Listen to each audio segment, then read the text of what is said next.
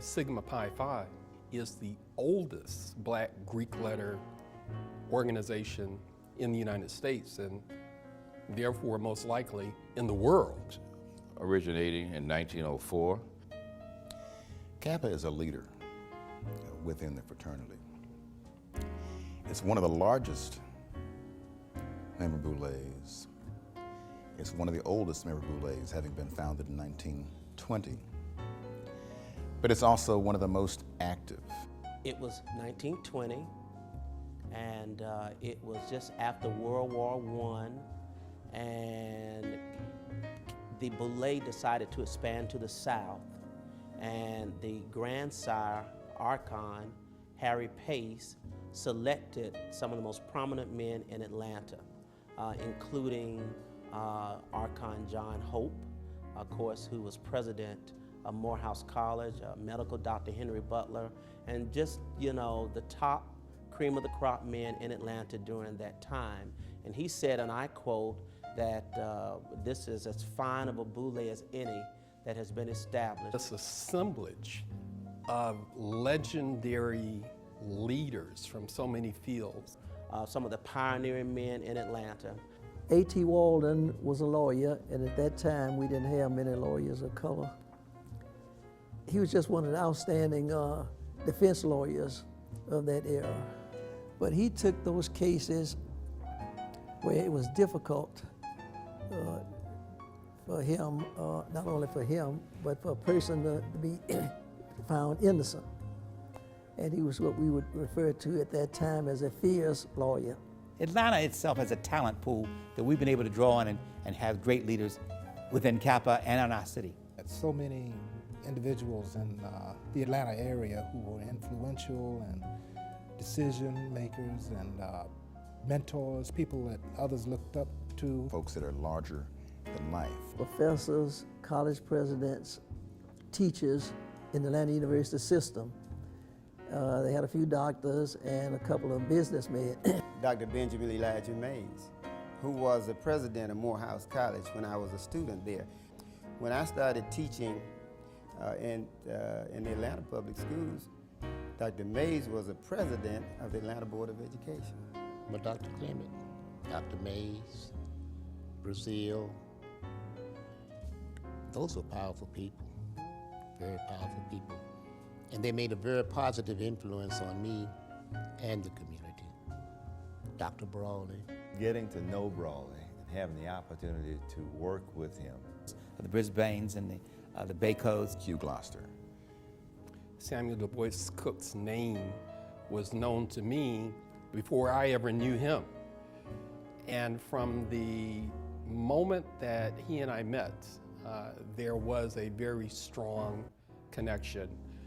I, of course, honor him because he also is a Morehouse graduate, but he is more than a Morehouse graduate. He is a preeminent Morehouse graduate because Dr. Cook is the one who delivered the eulogy for Dr. Benjamin Mays. Dr. Bruce Phillips. William Alexander, Horace Ward. Donald Hollowell, a pinnacle in terms of civil rights leadership as an attorney here in the city during a very critical time in our history. Johnson made history when he won a state Senate seat in 1962. He was the first African American elected to the Capitol since Reconstruction. Maynard Jackson, I have to say, and it was very inspiring to see a man who undertook challenges that no one else thought that made any sense. And by the way, he was the most honest politician I've ever met in my life, and I've known quite a few politicians over the years. He really believed in what he was doing, and he believed in trying to better his community. But you have Dr. Shropshire. It's Dr. James Palmer. You have personalities like Hank Aaron and Andy Young. When I moved to Atlanta, I got invited to the Christmas dance, and I was awestruck because all of the people that I looked up to as heroes, like Dr. Mays and Rufus Clement and Asa Yancey, and they were all there dancing just like ordinary folk. And And I always thought that there was something special about that it was where people you'd only read about would come together as brothers and with their arkusai and relax and have a good time. These are individuals who, in spite of all of their success in their given professions, they're giving back. You know, the old saying about to whom much is given, much is required. They're reaching out to the young people and they're making a difference in their lives. To influence the lives of young children and young men, to give them an example to strive towards so that one day they will want to be important to their communities. Those young men, you know, really get a chance to interact with us, and we meet them kind of where they are too. We don't try to put on any kind of pretenses. You know, we kind of let them know that we were young men like they were. You know, in many cases, some of the same neighborhoods. We're here, we made it, and you can too, just by sort of following some pretty simple, you know, rules or kind of covenants with yourself, being true to yourself, and like we have been, you know, being true to yourself and sticking to some principles and making sure that you know, pick good friends, very simple things that we share with them. We are very committed, both financially as well as our time and our resources, to ensuring that these young African American boys are nurtured through this program. Kappa Boule goes back to the days in the 50s and even 40s when almost all of the decisions around Atlanta were made at the Butler Street YMCA. Now, I know it's a pretty early age when, again, I saw my grandfather and father come to these meetings and knew that they were doing good things and about the people. Looking at what's troubling the community and just looking around and seeing where you can help together. A few people came together and talked about the problems and reasoned together about the best solution. And we've got so much expertise in Kappa that we can draw on the experience of these giants in any field, whether it's science, education, politics, human rights, that now we come together and we're willing to take a stand as a fraternity in the best interest of society. We've tried to be very proactive if there are things going on in the community that really we think affects the community that we should do something about or be a part of. We've spoken out.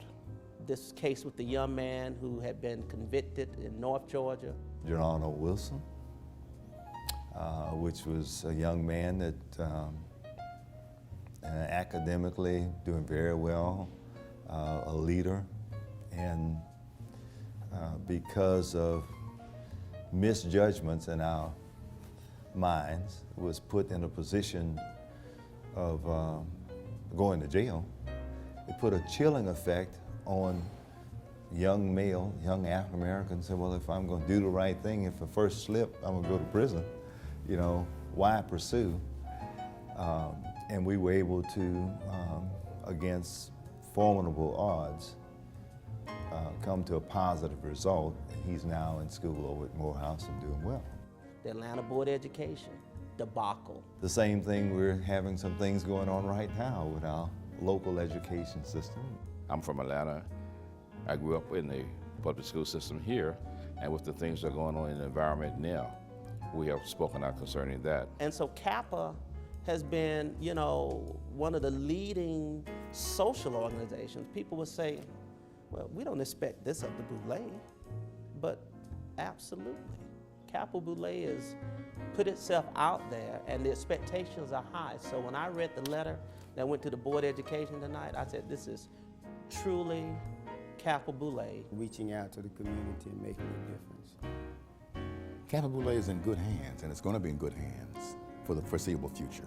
We've got a dynamic young man coming in to take over the helm in the person of Calvin McLaurin. He's going to be followed by Andy Patterson.